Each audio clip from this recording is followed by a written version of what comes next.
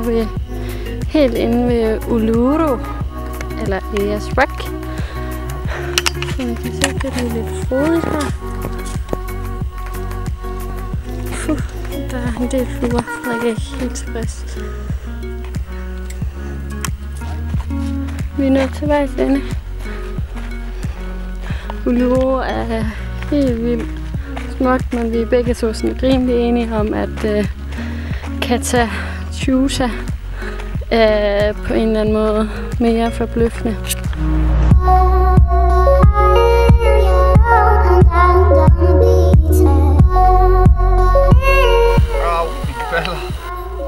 Baller? Er den varm? Der er sindssygt varmt. Der er også lukket for, at vi kan klatre op på den, fordi der er over 36 grader.